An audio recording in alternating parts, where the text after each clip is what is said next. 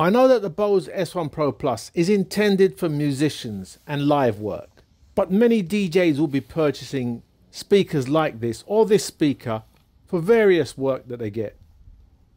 Beginner DJs, you may intend just to get and seek DJ jobs, weddings, parties, etc.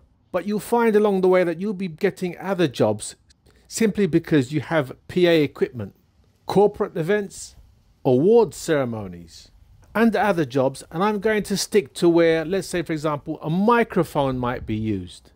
This is all intended to tie in with the fact that the BOSE S1 Pro Plus has the wireless receiver installed, and you can use this PA wirelessly with either an instrument or a microphone.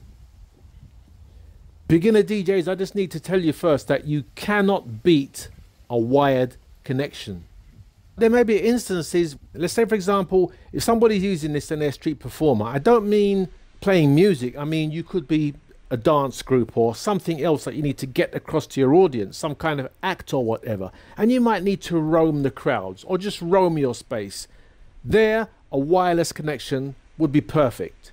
Also, having that wireless mic, it looks good. But if you are going to be in close proximity to your PA equipment, wired will be the simplest thing to do, simply because it's cheaper than having to invest in a wireless option. From my experience, I've DJed many weddings, and sometimes you get the MC and they like to have a wireless microphone. Simply because the venue has a wireless microphone, but they might have to spend extra with the venue for their wireless microphone. I sometimes do charge extra if I feel I need to, and sometimes I just throw the wireless microphone in. But let's say, for example, when you're having the speeches, this is extremely important. This is the event of a couple's life, and it's often being recorded. You do not need any hiccups here. If you want to minimize any kind of hiccup, stick to a wired setup.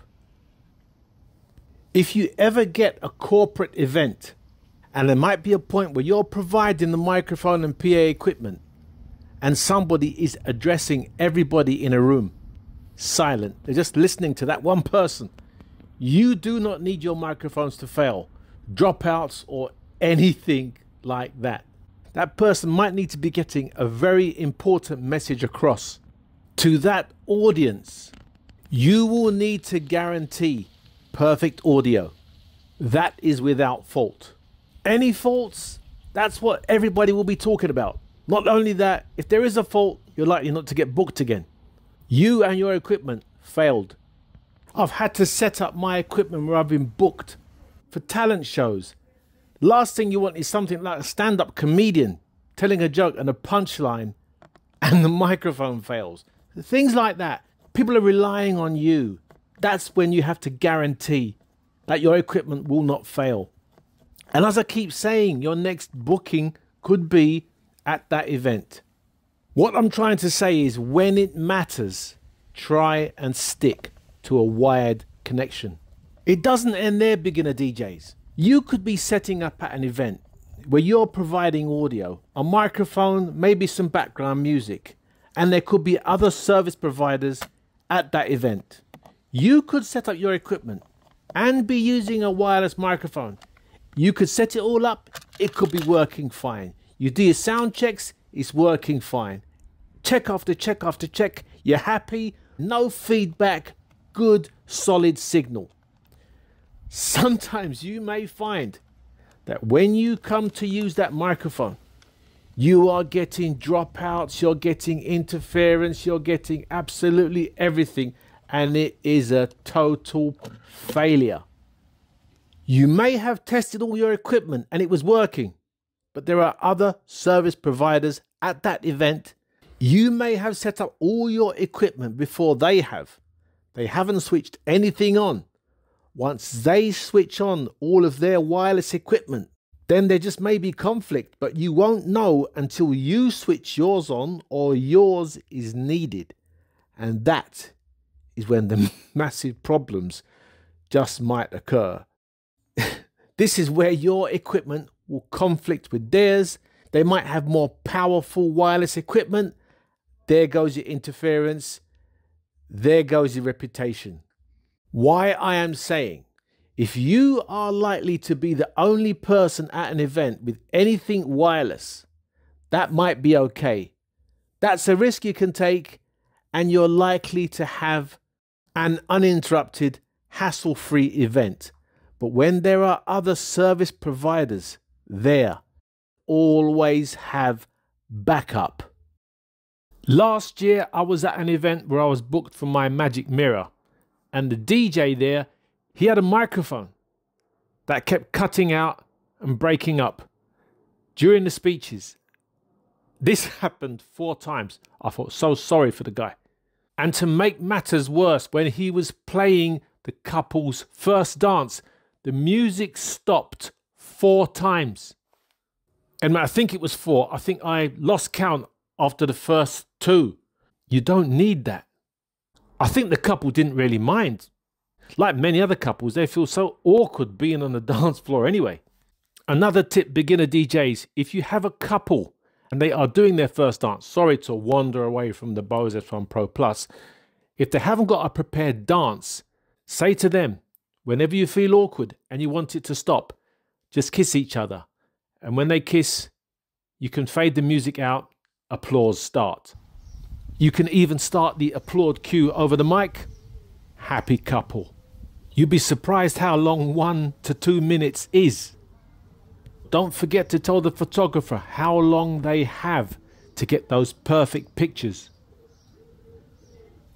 If you're going to go for the wireless, go for it, but make sure that you have that wired connection ready should any failures occur.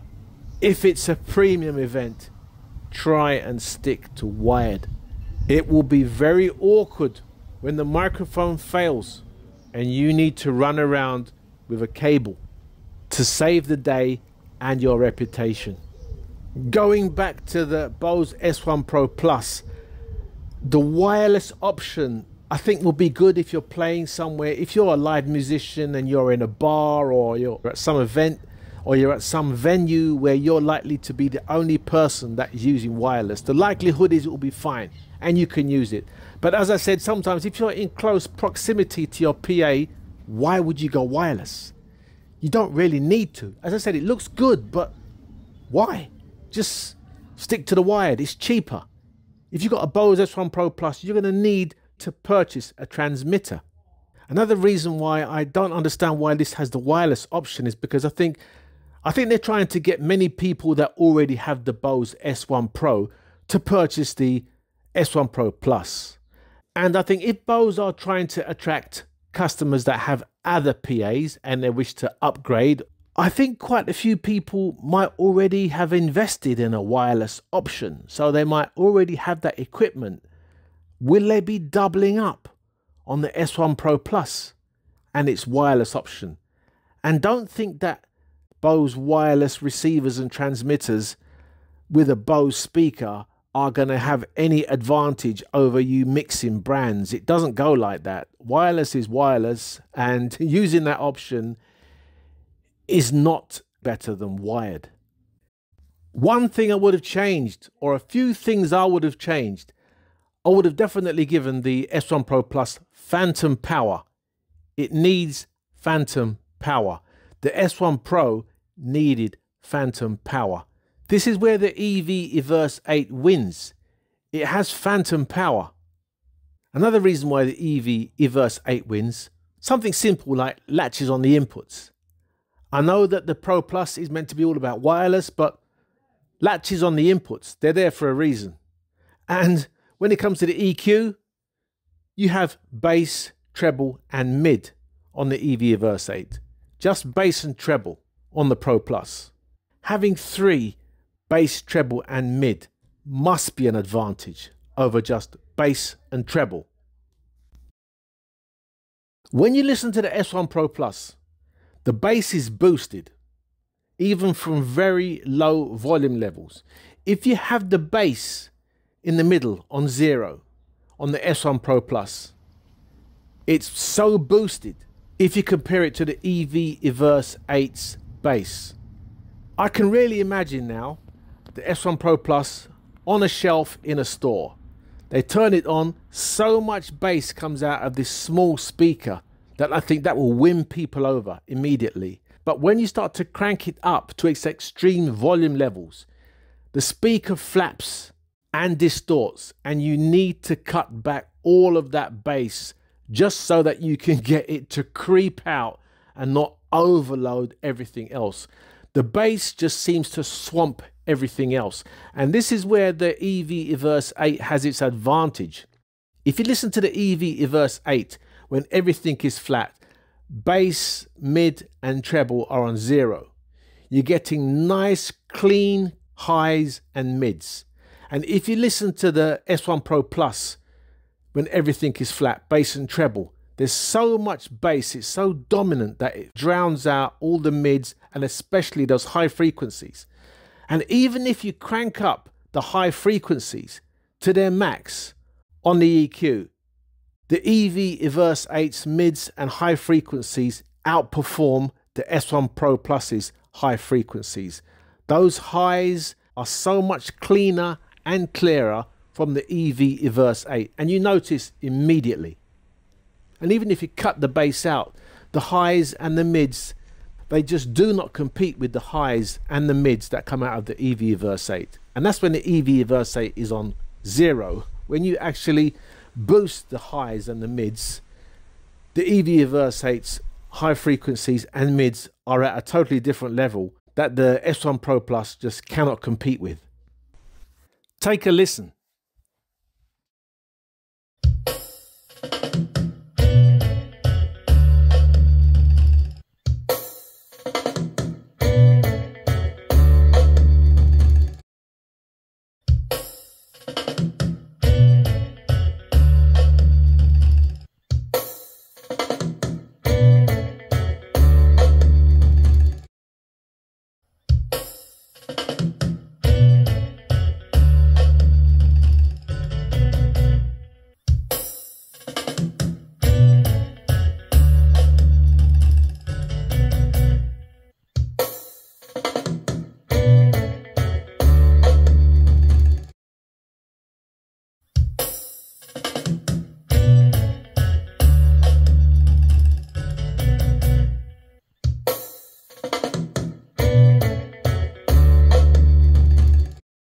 As the S1 Pro Plus is more aimed at the live performer, vocals and instruments, would they prefer to have just bass and treble on the S1 Pro, or would they prefer to have bass, mid and treble that is on the EVERSE 8? Also, would they want a bassy speaker that is the S1 Pro Plus, or would they prefer to have the more detailed performer, which is the EVERSE 8?